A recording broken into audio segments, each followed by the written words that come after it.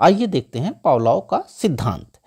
इस सिद्धांत के प्रतिपादक इवान पी पावलोव नामक रूसी शारीरिक मनोवैज्ञानिक हैं। इस सिद्धांत का प्रतिपादन यानी जो पावलोव का सिद्धांत है, इवान पी पावलोव ने 1904 में किया।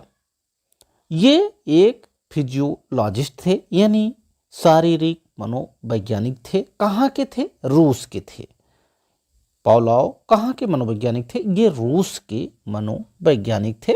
ये फिजियोलॉजिस्ट यानी शारीरिक मनोवैज्ञानिक थे। इन्होंने अपना प्रयोग कुत्ते की लार ग्रंथियों पर किया। किस पे किया? पावलोव ने अपना प्रयोग किस पे किया? पावलोव ने अपना प्रयोग कुत्ते की लार ग्रंथियों पे किया। यह भी बहुत महत्वपूर्ण है। 1904 में इन्हें नोबेल पुरस्कार भी मिला यानी नोबेल प्राइज भी मिला। पावलोव को नोबेल प्राइज कब मिला? 1904 ईस्वी में पावलोव को नोबेल प्राइज मिला। इन्होंने पाचन क्रिया पर शोध किया। किस पे शोध किया? पाचन क्रिया पर शोध किया। कहाँ के मनोवैज्ञानिक थे? रूस के मनोवैज्ञानिक थे। इन्होंने अपना प्रयोग कुत्ते की लार ग्रंथियों पर किया। इन्हें नोबेल पुरस्कार कब मिला? नोबेल प्राइज यानी नोबेल पुरस्कार पावलोव को 1904 ईस्वी में मिला। पावलोव को अनुबंधन का जनक कहा जाता है। जब भी बात की जाएगी कि अनुबंधन का जनक किसे कहा जाता है, तो अनुबंधन का जनक पावलोव इवान पी पावलोव को कहा जाता है। अनुबंधन क्या है? हमने बताया कि अनुबंधन का जो जनक कहा गया वह इवान पी पावलोव को कहा गया। अब हम थोड़ी सी चर्चा कर लेते हैं कि अनुबंधन क्या है। पुनरावृत्ति के आधार पर निर्मित क्रिया अनुबंधन कहलाती है। पुनरावृत्ति के आधार पर निर्मित क्रिया अनुबंधन कहलाती है। अनुबंधन के जनक इवान पी पावलोव हैं। उदाहरण के लिए हम अनुबंधन की बात करें तो विद्यालय की घंटी बजने पर छात्रों द्वारा अपना बस्ता बंद करना अनुबंधन कहलाता है। विद्यालय की घंटी बजने पर जब टन टन करके घंटी बजती है तो बच्चे समझ जाते हैं कि छुट्टी होने वाली है। यानी विद्यालय की घंटी बजने पर छात्रों द्वारा अपना बस्ता बंद करना क्या कहलाता है? अनुबंधन कहलाता है। अब हम बात कर लेते हैं पावलोव के सिद्धांत के अन्य नाम, जो कि सीटेट के एग्जाम में अक्सर पूछा जाता है। अनुबंधन का सिद्धांत, यह पावलोव के सिद्धांत का नाम है। अनुकूलन का सिद्धांत भी कहते हैं, शास्त्रीय अनुबंधन सिद्धांत भी कहते हैं। क्या कहते हैं? शास्त्रीय अनुबंधन सिद्धांत। क्लासिकल कंडीशनिंग, क्लासिकल कंडीशनिंग सबसे ज़्यादा सीटेट में पूछा जाता है। क्लासिकल कंडीशनिंग करके आ जाता है। लोग समझ नहीं पाते हैं कि क्या किस सिद्धांत की बात हो रही है। क्लासिकल कंडीशनिंग पावलोव के अनुबंधन सिद्धांत को कहा जाता है। जो पावलोव का सिद्धांत है उसी को क्लासिकल कंडीशनिंग, यह शास्त्रीय अनुबंधन या अनुकूलन सिद्धांत कहा जाता है। तो पावलोव के सिद्धांत के जो नाम हैं, चाहे प्राचीन अनुबंधन सिद्धांत हो या परंपरागत सिद्धांत हो, क्लासिकल कंडीशनिंग हो, शास्त्रीय अनुबंधन हो या अनुकूलन सिद्धांत, अनुबंधन सिद्धांत हो, संबंध प्रत्यावर्तन सिद्धांत हो, इन सब नामों से जाना जाता है। इसके अलावा अनुकूलित अनुक्रिया का सिद्धांत भी कहा जाता है। अनुकूलित अनुक्रिया का सिद्धांत, अनुकूलित अनुक्रिया का सिद्धांत भी पावलोव के सिद्धांत को कहा जाता है। संबंध प्रत्यावर्तन का सिद्धांत भी कहा जाता है पावलोव के सिद्धांत को। प्राचीन अनुबंधन का सिद्धांत भी कहा जाता है। पावलोव के सिद्धांत को ही क्लासिकल कंडीशनिंग भी कहा जाता है। शास्त्रीय अनुबंधन का सिद्धांत भी पावलोव के सिद्धांत को कहा जाता है। अनुबंधन सिद्धांत, अनुकूलन सिद्धांत आदि नामों से पावलोव के सिद्धांत को जाना जाता है। अब हम बताएंगे कि पावलोव का प्रयोग कैसा रहा। पावलोव ने एक भूखे कुत्ते को एक ध्वनि नियंत्रित प्रयोगशाला में एक विशेष उपकरण के सहारे खड़ा कर दिया। हमने आपको बताया कि पावलोव ने जो अपना प्रयोग किया वह भूखे कुत्ते पर किया। एक भूखे कुत्ते को एक ध्वनि नियंत्रित प्रयोगशाला में एक विशेष उपकरण के सहारे खड़ा कर दिया। कुत्ते के सामने भोजन लाया जाता था और कुत्ते के भूखे होने की वजह से उसके मुंह में लार आ जाती थी। कुछ प्रयासों के बाद भोजन देने के पहले घंटी बजाई जाती थी। यह प्रक्रिया कुछ दिनों तक दोहराई गई, यानी पहले घंटी बजाई जाती थी, इसके बाद भोजन दिया जाता था।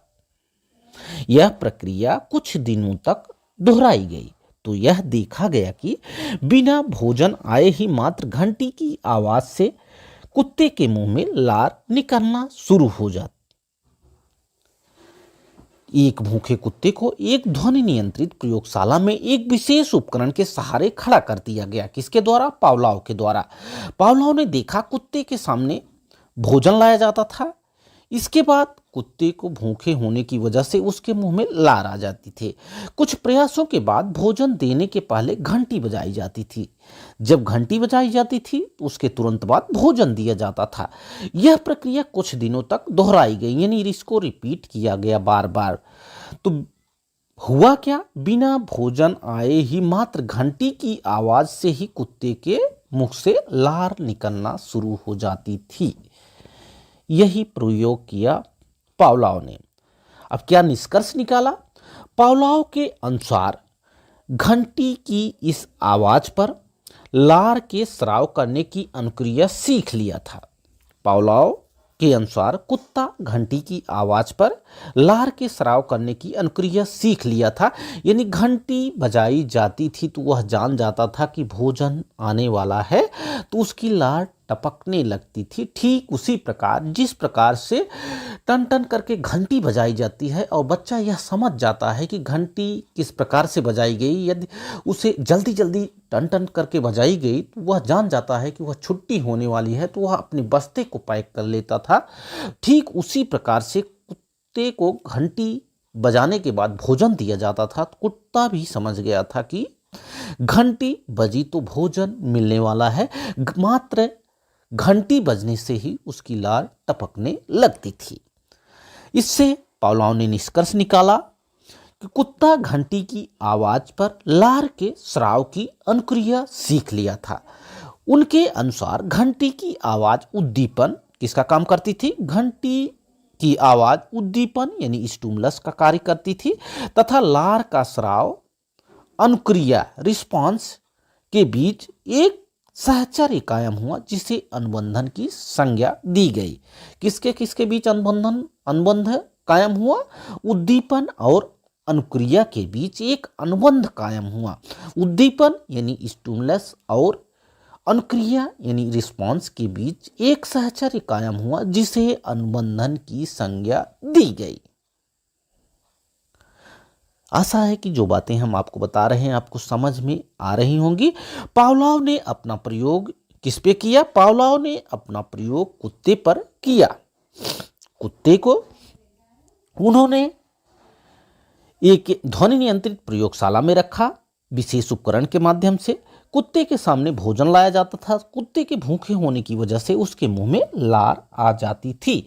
कुछ प्रयासों के बाद भोजन देने के पहले घंटी बजाई जाती थी। यह प्रक्रिया कुछ दिनों तक दोहराई गई और देखा गया कि बिना भोजन आए ही मात्र घंटी की आवाज से कुत्ते के मुंह से लार निकलना शुरू हो गई। पावलोव के अनुसार कुत्ता घंटी की आवाज पर लार के स्राव करने की अनुक्रिया सीख लिया था। उनके अनुसार घंटी की आवाज यानी उद्दीपन, जो घंटी की आवाज थी उद्दीपन का कार्य करती थी, तथा लार का स्राव अनुक्रिया के बीच एक नया सहचर्य कायम हुआ, जिसे अनुबंधन की संज्ञा दी गई। यही पावलोव का प्रयोग रहा। इस प्रयोग के 3 चरण हैं, यानी इस प्रयोग को 3 चरणों में किया गया। जब भी बात की जाएगी पावलोव ने अपना प्रयोग कितने चरणों में किया, तो पावलोव ने अपना प्रयोग जो कुत्ते पर किया वह 3 चरणों में किया। प्रथम चरण में भोजन और लार का टपकना। भोजन क्या था? स्वाभाविक उत्तेजक था। और लार का टपकना क्या थी? स्वाभाविक अनुक्रिया थी। लार का टपकना क्या थी? स्वाभाविक अनुक्रिया थी। द्वितीय चरण में क्या किया गया? द्वितीय चरण जो था घंटी बजाना, घंटी बजाई गई, इसके बाद भोजन दिया गया। द्वितीय चरण में क्या किया गया? घंटी बजाई गई, इसके बाद भोजन दिया गया। तो इससे क्या हुआ? तो लार का टपकना शुरू हो गई, यानी कुत्ता यह समझ गया कि घंटी बज गई तो भोजन मिलने वाला है। पहली प्रक्रिया में क्या किया गया? भोजन दिया गया और लार का टपकना। दूसरे चरण में घंटी बजाई गई तब भोजन दिया गया। तीसरे चरण में क्या किया गया? घंटी बजाना यानी अस्वाभाविक उत्तेजक और लार का टपकना। मात्र घंटी बजाने से ही तीसरे चरण में कुत्ते के मुख से लार टपकना शुरू हो गई, यानी उसको भोजन नहीं दिया गया, केवल मात्र घंटी बजाने से ही उसके मुख से लार टपकने लगी, यानी वह समझ गया था घंटी बजी तो भोजन मिलने वाला है।